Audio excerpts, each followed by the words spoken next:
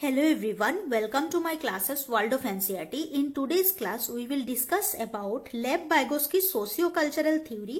যিনি ছিলেন একজন রাশিয়ান সোসিওলজিস্ট, যিনি সোসাইটির ইন্টারেকশনের উপর বাচ্চাদের লার্নিংটা বেশি বেস করে এই থিওরি দিয়েছিলেন। ওনার থিওরির নাম হচ্ছে socio cultural theory.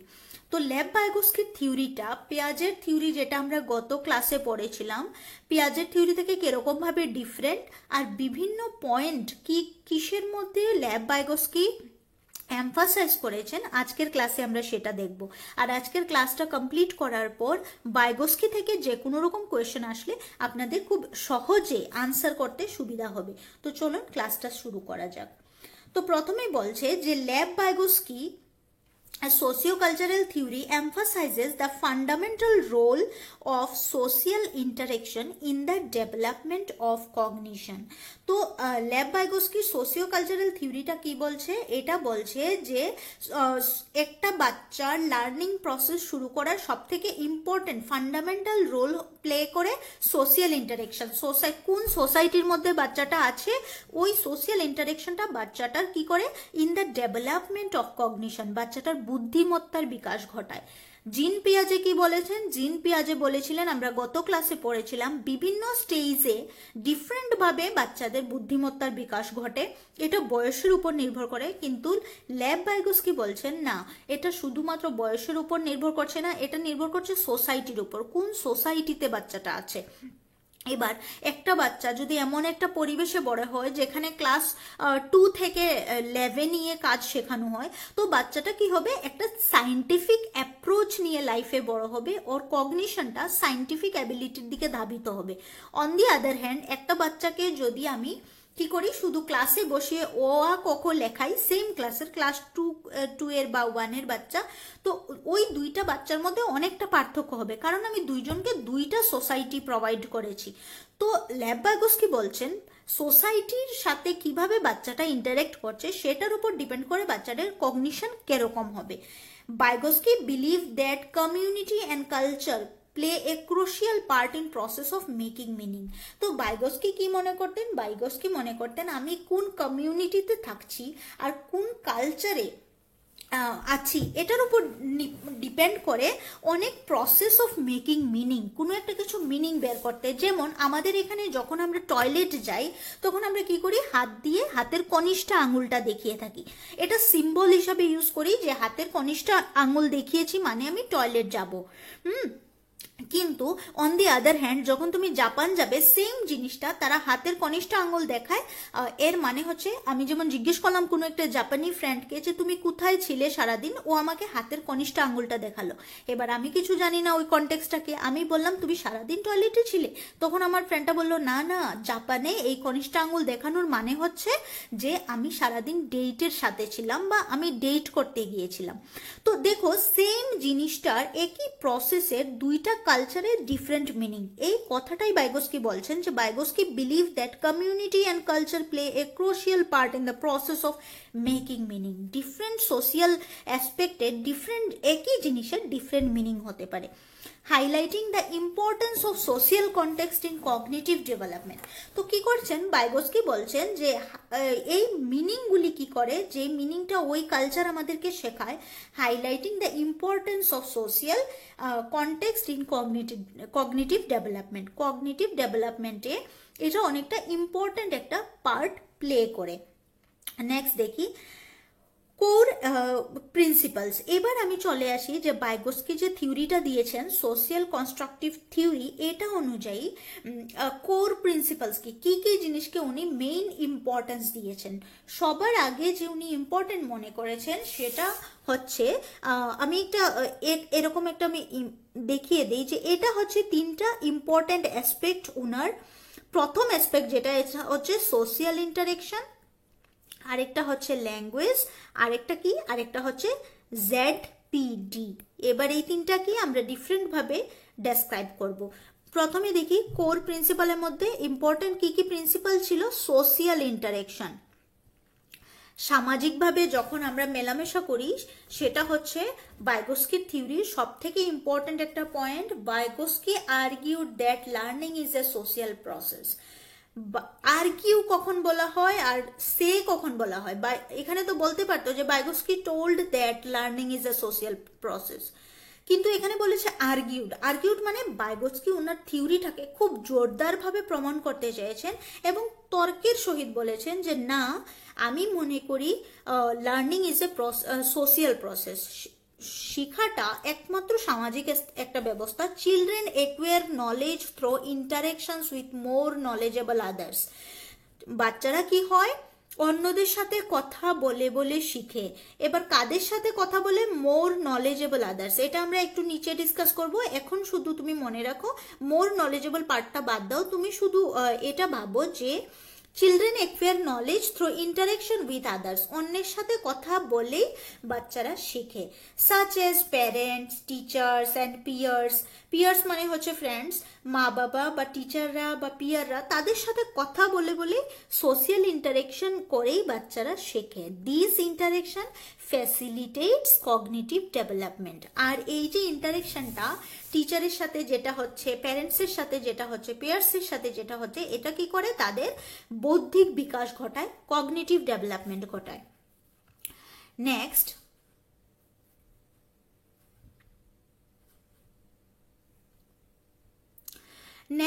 বাইগোস্কি socio cultural theory of cognitive ডেভেলপমেন্টটাকে যদি আমরা একটা ডায়াগ্রাম দিয়ে দেখাই তাহলে আরেকটু সহজে তোমরা বুঝতে পারবে। এখানে আমি কি করি, আগে জোন অফ প্রক্সিমাল ডেভেলপমেন্টটা ডিসকাস করি, তারপরে আমি এই ডায়াগ্রামটা দেখাচ্ছি। তো জোন অফ প্রক্সিমাল ডেভেলপমেন্ট বা ZPD যেটাকে বলা হয়, এটা খুব একটা ইম্পর্টেন্ট ওয়ার্ড চাইল্ড পেডাগজির জন্য। বিভিন্ন সময় প্রশ্ন আসে যে ZPD থিওরিটা কে দিয়েছিলেন, তো মনে রাখবেন ZPD থিওরিটা দিয়েছিলেন বাইগোস্কি। এবার ZPD জিনিসটা কি, this is the gap between what a child can achieve independently and what they can achieve with guidance and encouragement from a skilled partner. Vygotsky posited that learning occurs in this zone. এবার Vygotsky বলছেন যে এই জোনটার মধ্যে ZPD যে জোনটা উনি বলেছেন, এটাকে একটা এরিয়া হিসেবে উনি চিহ্নিত করেছেন। এই এরিয়ার মধ্যেই বাচ্চারা সব থেকে বেশি শিখে।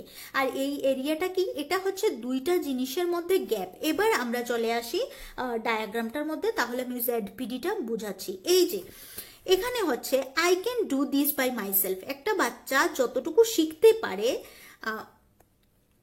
সেটা দেখাচ্ছে এই এরিয়াটার মধ্যে,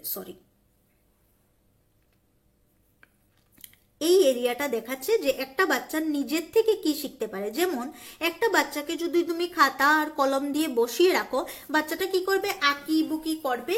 ও জানে না ও কিভাবে লিখতে হয়, এ কিভাবে লিখতে হয়, বি কিভাবে লিখতে হয়, কিছুই জানে না। কিন্তু তখন কি হলো, মোর নলেজেবল আদার্স আসলো। ওর বড় ভাই হতে পারে, বা সবসময় মোর নলেজেবল আদার্স যে বয়সে বড় হবে এমন না। যে একজন বাচ্চা ABCD জানে বা কেউ একজন, যে কেউ এসে বলল আসো আমি তোমাকে শেখাই কিভাবে ABCD লিখতে হয়, তো বাচ্চাটাকে কি করলো, হেল্প করলো। এবার হেল্প করার পর বাচ্চাটা I can do this with some help. এবার এই জায়গাটাতে হেল্প হওয়ার পর বাচ্চাটা কি করলো, লেখা শিখলো। প্রথমে তো বাচ্চাটা শুধু খাতা কলম নিয়ে আঁকিবুকি করছিল, এবার কেউ একজন ওকে শিখালো ABCD কিভাবে লিখতে হয়, ও পারলো। এবার যখন ও লেখা শিখে গেল, আই কান do this even with help, এবার এই জায়গাটার মধ্যে চলে গেল। যাওয়ার পর আমি ওকে শিখালাম ABCD, আর আমি গিয়ে বাচ্চাটাকে বললাম যে এবার তুমি চাইনিজ ভাষায় ABCD লিখো। এটা তো বাচ্চাটা শিখেনি, ও শিখেছে ইংলিশটা। তো এই যে এরিয়াটা, এই এরিয়াটার মধ্যে আমি যদি আশা রাখি যে বাচ্চাটা আমি যা বলবো তাই পারবে, সেটা হবে না। এই এমন একটা জোন, এই এরিয়াটা, এটাকে বলা হয় I can do this even with help. এই এরিয়াটার নলেজটা বাচ্চাটাকে হেল্প করলেও বাচ্চাটা পাবে না। কিন্তু এই যে ABCD শেখানোটা, আরেকজন আমার থেকে বেশি এসে আমার থেকে বেশি জানে এমন কেউ এসে যে আমাকে ABCDটা শিখালো, এই গ্যাপটাকে বলা হয় ZPD বা জোন অফ প্রক্সিমাল ডেভেলপমেন্ট। আর জোন অফ প্রক্সিমাল ডেভেলপমেন্ট এই এরিয়াটাকে বলা হয়। আর এই যে ফিলিংটা, যেখানে অন্য কেউ তোমাকে হেল্প করছে, এটাকে বলা হয় স্ক্যাফোল্ডিং। তো দুইটা টার্ম খুব মনে রাখবে, ZPD অ্যান্ড স্ক্যাফোল্ডিং। আর একটু এক্সাম্পল দিলে বুঝবে মোর নলেজেবল আদার্সের। আবার দেখি আমি একটু লাস্ট কি বলেছে এবার, zone of proximal development. This is the gap between what a child can achieve independently and what they can achieve with guidance and encouragement from a skilled partner. তো zone of proximal development টা হচ্ছে বাচ্চাটা নিজের থেকে কি শিখলো আর বাচ্চাটা নিজের থেকে কি শিখলো আর this is the gap between what a child can achieve independently, নিজের থেকে বাচ্চাটা কি শিখতে পারে আর যখন একজন গাইড করে ওকে তাহলে বাচ্চাটা কি শিখতে পারে, এই দুইটার মধ্যে যে ডিফারেন্সটা সেটাকেই বলা হয় জেডপিডি বা zone of proximal development. Vygotsky posited that learning occurs in the zone. Vygotsky বলছেন যে একটা বাচ্চার যে লার্নিং প্রসেসটা এই এরিয়াটার মধ্যেই হয়। এটা হচ্ছে বাচ্চাটা কিছু জানবে না, এটা এমন একটা এরিয়া যেখান থেকে বাচ্চাটা সব নিজে নিজে শিখে, আর আরেকজন যদি ওকে সাহায্য করে তারপরেও আরেকটু শিখতে পারে। এই পুরাটা জোনকে বলা হয় জোন অফ প্রক্সিমাল ডেভেলপমেন্ট। দেখো এখানে আমি দুইটা ইমেজ দিয়েছি, একটা বাচ্চা খাতায় কিছু লিখছে, সাথে একজন টিচার বা প্যারেন্ট হতে পারে, উনি বসে বসে দেখাচ্ছেন কিভাবে লিখতে হয় বা কাউন্ট করতে হয়, 2 + 1 = 3 এরকম উনি বুঝাচ্ছেন। এবার বাচ্চাটা কি করছে, উনাকে দেখে দেখে নকল করছে। দেখো ইমেজটার মধ্যে বাচ্চাটা নিজের হাতেও ফিঙ্গার কাউন্ট করছে, মানে আঙুল দিয়ে কাউন্ট করার প্রসেসটা নকল করছে আরেকজন থেকে দেখে। এবার এর আগে বাচ্চাটা কি জানতো যে আমি যখন ম্যাথ করব কিভাবে করব, বাচ্চাটা কনফিউজ ছিল। তো ওর থেকে যে বেশি জানে উনি এসে দেখালেন যে তুমি এরকম ভাবে হাতে গনে প্লাস করতে পারো বা ম্যাথটা এইভাবে কমপ্লিট করতে পারো হাতে কাউন্ট করে। তো ওই যে মহিলা ওকে শেখাচ্ছেন ওই বাচ্চাটার ক্ষেত্রে এই মহিলাটা হচ্ছেন এমকেও, মানে বাচ্চাটার থেকে বেশি জানেন। এমকেও মানে হচ্ছে মোর নলেজেবল আদার্স, যে আমার থেকে বেশি জানে আমি তার থেকে শিখবো। এবার আমার থেকে যে বেশি জানে এ আমার স্টুডেন্ট হতে পারে, আমার টিচার হতে পারে, আমার ছোট ভাই হতে পারে। এবার দেখো এখানে আরেকটা ইমেজ দিচ্ছি, একজন প্যারেন্ট ওনার বাচ্চাকে সাইকেল চালানো শেখাচ্ছেন। তো ওই বাচ্চাটা সাইকেলটা নিয়ে নিজে নিজে স্ট্যান্ড করে দাঁড়ালো, ওইটাকে বলা হয় what I can do with my self. এবার বাবা পিছন থেকে ধাক্কা দিল ততক্ষণ অবধি যতক্ষণ না সাইকেলটা ও চলা শিখলো। এবার যে ধাক্কা দেওয়ার হেল্প করার প্রসেসটা এটাকে বলা হয় স্ক্যাফোল্ডিং। এবার বাচ্চাটা কি করলো, সাইকেলটা পুরোপুরি শিখে গেল কার হেল্পে, এমকেওর হেল্পে। এমকেও কে, মোর নলেজেবল আদার্স। এই ক্ষেত্রে এই প্যারেন্টস হচ্ছে বাচ্চাটার এমকেও, আর বাচ্চাটা যে সাইকেল চালানোটা শিখে গেছে এই পুরা শিখে যাওয়ার প্রসেসটার জোনটার নাম হচ্ছে জেডপিডি বা জোন অফ প্রক্সিমাল ডেভেলপমেন্ট। তো আমি দেখলাম যে জোন অফ প্রক্সিমাল ডেভেলপমেন্ট যেতে হলে আমার এমকেওর হেল্প চাই। এবার দেখি আমি আরেকটু ডিটেলসে এমকেওটা কি। এমকেও হচ্ছে more knowledgeable others. MKO refers to anyone who has a better understanding or a higher ability.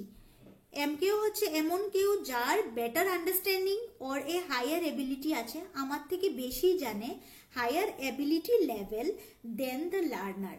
যে শিখছে তার থেকে যে বেশি জানবে সেই এমকেও।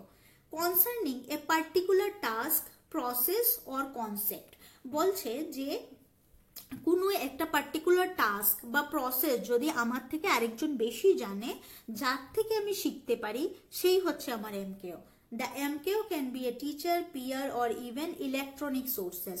এবার এমকেও কি শুধু মানুষ হবে? না, এমকেও মোবাইল হতে পারে, গুগল হতে পারে, চ্যাট জিপিটি হতে পারে, যে কেউ হতে পারে, যার থেকে তুমি সোর্স, যার কাছে তোমার থেকে বেশি আছে, যার থেকে তুমি শিখছো, সেই হচ্ছে তোমার মোর নলেজেবল আদার্স। নেক্সট আসছে তোমার point cultural tools and mediation. Vygotsky stressed the importance of cultural tools. এবার Vygotsky বললেন যে সোশ্যাল ইন্টারেকশনের মধ্যে তো কালচার একটা অনেক ইম্পর্টেন্ট পার্ট। উনি নেক্সট চলে আসলেন cultural tools in cognitive development. উনি নেক্সট স্ট্রেস দিলেন, ইম্পর্টেন্স দিলেন কাকে, বলছেন কালচারাল টুলস অনেক বেশি ইম্পর্টেন্ট রোল প্লে করে কগনিটিভ ডেভেলপমেন্টের ক্ষেত্রে, বৌদ্ধিক বিকাশের ক্ষেত্রে। কালচারাল টুলসগুলি কি কি, কালচারাল টুলস কি?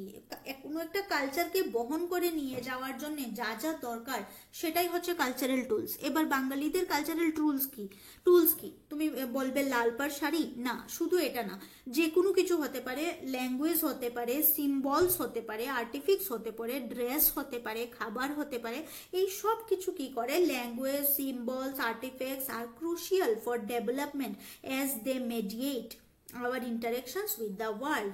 যখন আমি আমার বাঙালি কালচার নিয়ে সমাজের সামনে আসব, একটা ফরেন কান্ট্রিতে যাব, তখন আমার ড্রেস আপ দেখে, আমার খাবার দেখে, আমার ল্যাঙ্গুয়েজ দেখে যদি কেউ আমাকে আলাদা করে বাঙালি হিসাবে আইডেন্টিফাই করতে পারে, তাহলে আমি বুঝবো ওই জায়গাতে কালচারাল টুলসটা আমার কগনিটিভ ডেভেলপমেন্টে বা সোশিয়াল ইন্টারেকশনে আমাকে সাহায্য করছে। তো বাইগটস্কি বলছেন কালচারাল টুলস অ্যান্ড মেডিয়েশন অনেকটা ইম্পর্ট্যান্ট রোল প্লে করে বাচ্চাদের কগনিটিভ ডেভেলপমেন্টের ক্ষেত্রে। Next, Vygotsky socio cultural theory. এইবার বাইগোস্কি সোশিও কালচারাল থিওরিটাকে আমি আরেকটা ডায়াগ্রামের মাধ্যমে বুঝিয়েছি। এটা নেট থেকে নেওয়া একটা ডায়াগ্রাম। এখানে খুব সুন্দর করে বুঝিয়ে দেওয়া আছে যে কালচার, সোসাইটি, থট, ল্যাঙ্গুয়েজ পুরাটাকে উনি একটা কি করেছেন, পুরাটা জিনিসকে উনি বলেছেন এটা হচ্ছে আমাদের সোসাইটি। আর একটা বাচ্চা এই সোসাইটির মধ্যে যখন থাকবে তখন এই যে ইম্পর্টেন্ট কয়েকটা পয়েন্ট, এই পয়েন্টগুলি বাচ্চার লার্নিং এর জন্য খুব ইম্পর্টেন্ট। প্রথম জিনিসটা কি, কালচার, তারপর ল্যাঙ্গুয়েজ, তারপর থট। তো একটা থেকে একটা আসছে কিরকম, people are always in culture which impacts their thoughts, language and development.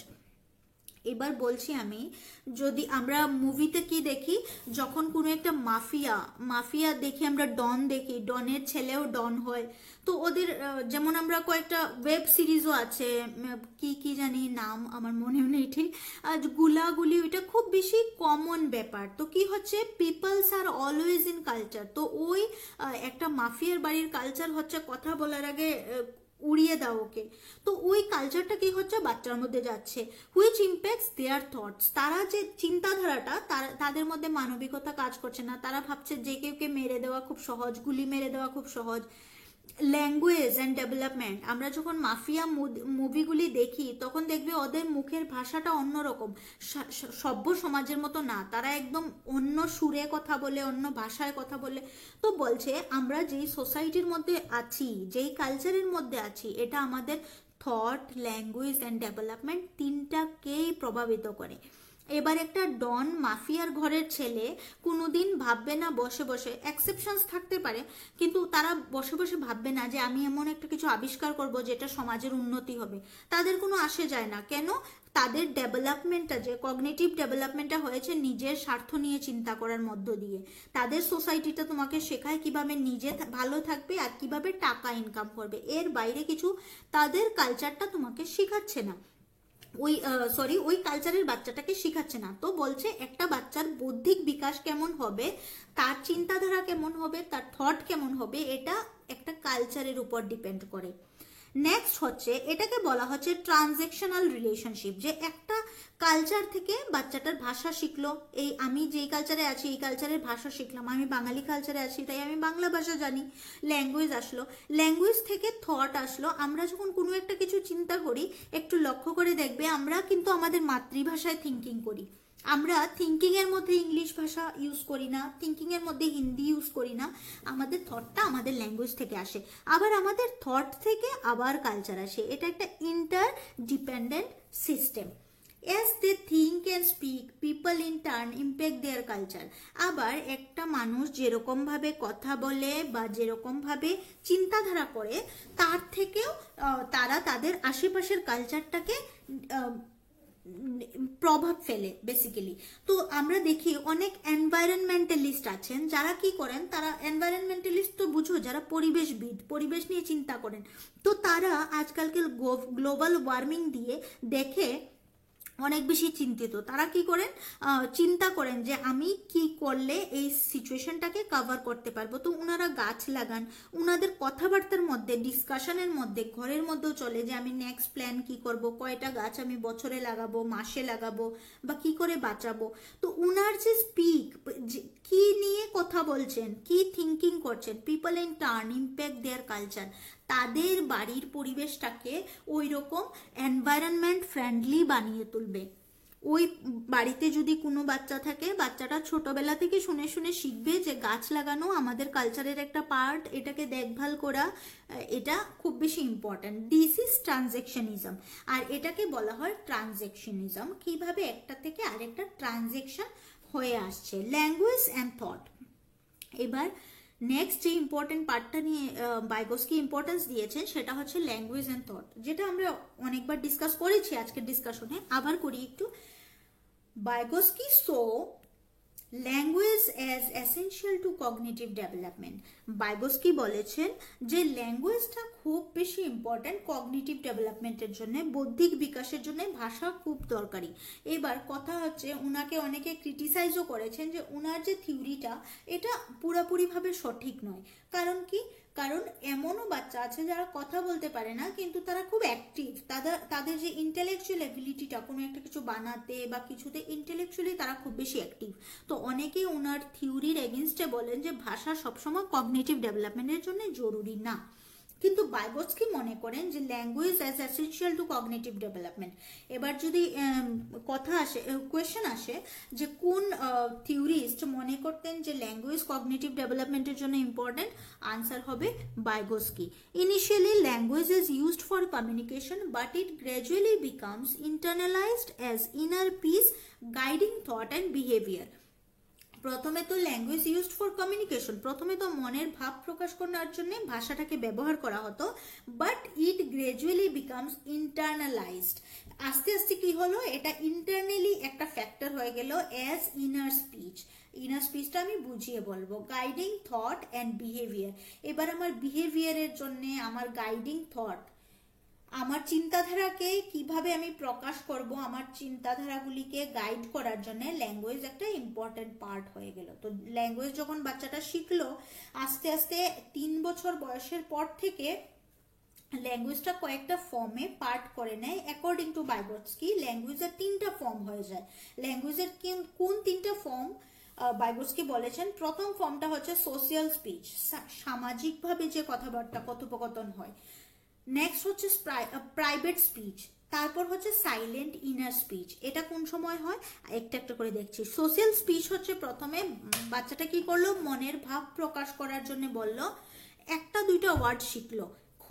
যখন বাচ্চাটা জল খাবে বলবে জল, ভাত খেতে হলে ভাত, পুরাটা সেন্টেন্স বলবে না, একটা একটা ওয়ার্ড বলবে, কারণ বাচ্চাটা মাত্র ল্যাঙ্গুয়েজ শিখছে, ও ওর মনের ভাব প্রকাশ করছে।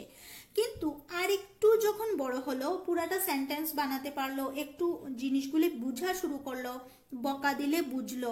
এবার মা বকা দিল, বাবার কাছে গিয়ে বলল, বাবা মা আমাকে আজ বকা দিয়েছে। যে এই যে কথাটা বাচ্চাটা যে বুঝে চিন্তা করে কাকে নালিশ করতে হবে, আরেকজনের সাথে ইন্টারেক্ট করছে, এটাকে বলা হচ্ছে সোশিয়াল স্পিচ। বাচ্চাটা এবার সোশিয়ালি মানুষের সাথে ইন্টারেক্ট করতে পারছে ভাষার মাধ্যমে।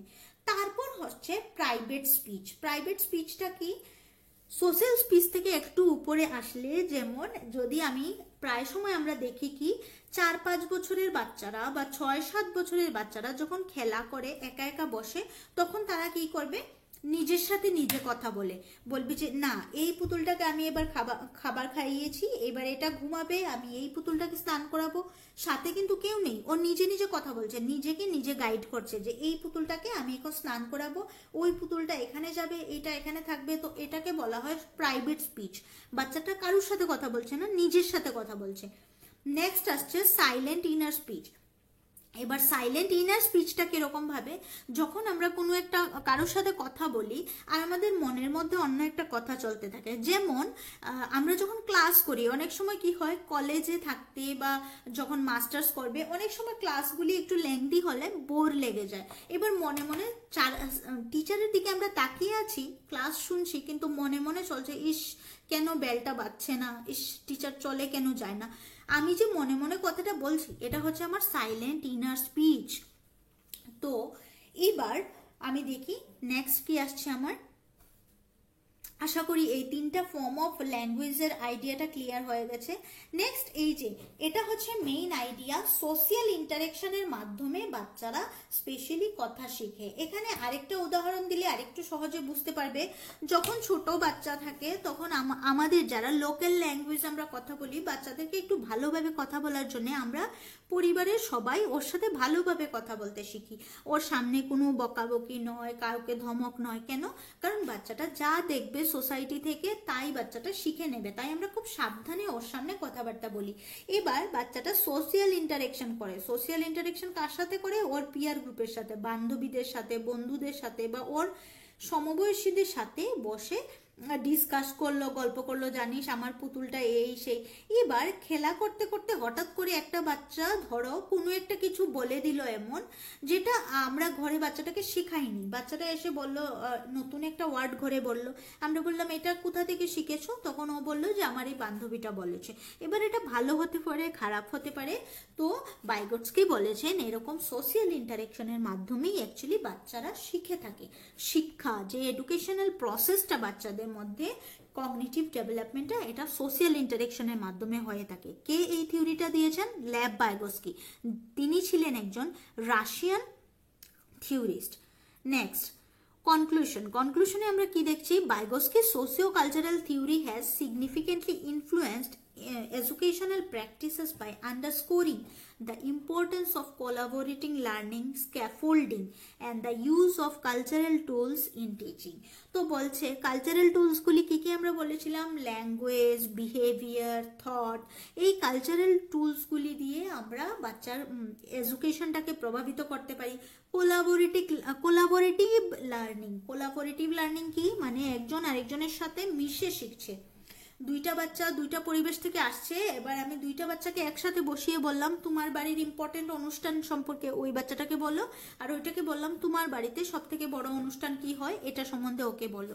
তো এই যে কোলাবোরেটিভ লার্নিং, একজন আরেকজন থেকে শিখলো, এটাও একটা important practice Vygotsky socio cultural থিওরিতে। নেক্সট আসছে স্ক্যাফোল্ডিংটা আমি আগেও ডিসকাস করেছি।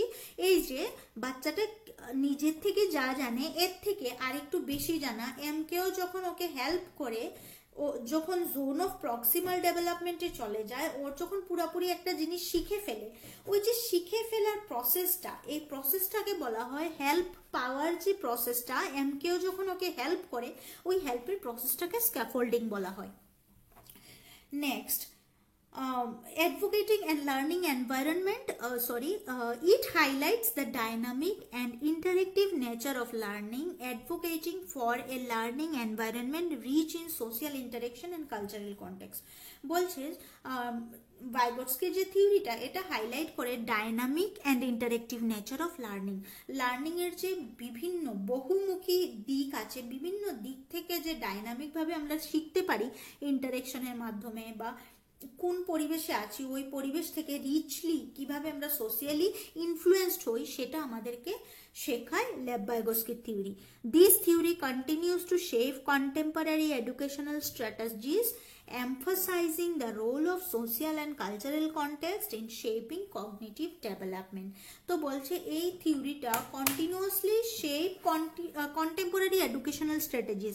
আজও যে এডুকেশনাল স্ট্র্যাটেজিসগুলো বানানো হয় এর মধ্যে এই থিওরিটাকে একটা ইম্পর্টেন্ট পার্ট হিসাবে ইউজ করা হয়। যেমন আমরা প্রায় সময় দেখি না কি গ্রুপ স্টাডি, টিচাররা বলে দেয়, একটা গ্রুপ করে বলে দেয় যে তোমরা গ্রুপ স্টাডি করে এই অ্যাসাইনমেন্টটা করে আনবে। যে এই গ্রুপ স্টাডিটা কি?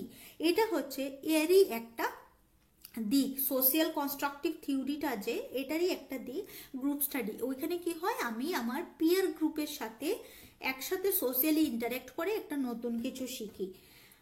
তো এই ছিল আমাদের আজকের ডিসকাশন। লেভ বাইগোস্কি সোশিও কালচারাল থিওরিটা আশা করি সবার ভালোভাবে শিখে গেছো। এর মধ্যে কয়েকটাই ইম্পর্টেন্ট পার্ট, এমকেও কি, মোর নলেজেবল আদার্স, যে কেউ আমার থেকে যে বেশি জানে তা মেশিন হতে পারে, মানুষ হতে পারে। স্ক্যাফোল্ডিং কি, নিজের থেকে জানা থেকে জেডপিডি পর্যন্ত যাওয়ার যে প্রসেসটা, এটাকে স্ক্যাফোল্ডিং বলা হয়। জেডপিডিটা কি, যখন আরেকজনের হেল্প নিয়ে একটা বাচ্চা যতটুকু জানতে পারে ওইটাকে বলা হয় জোন অফ প্রক্সিমাল ডেভেলপমেন্ট। তো এই কয়েকটা পয়েন্ট আছে, যারা বাংলায় পড়ছো তারা বাংলায় দেখে নেবে ইম্পর্টেন্ট পার্টগুলি। আর এটা মনে রাখবে যে উনি একজন রাশিয়ান থিওরিস্ট ছিলেন। এটা আমি অনেকবার দেখেছি, কোয়েশ্চেন আসে যে পার্টিকুলার নাম দিয়ে দেয়, বাইগোস্কি কোথাকার ছিলেন বা কোথাকার থিওরিস্ট ছিলেন এরকম ভাবে। আর উনার থিওরির নামটা তো সহজে আসবে না এরকম ভাবে, তারপরও আসতে পারে যে সোশিও কালচারাল থিওরিটা কে দিয়েছিলেন। তো এটা আমরা খুব সহজেই মনে রাখবো, বাইগোটস্কি।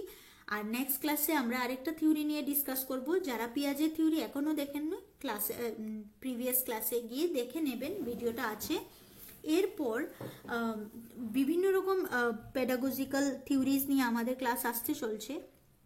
আপনারা যারা ক্লাসটার মধ্যে কিছু বুঝতে অসুবিধা হয় তারা নিশ্চয়ই কমেন্টে জানাবেন আরও বেটার কিভাবে ক্লাসটাকে করা যায়।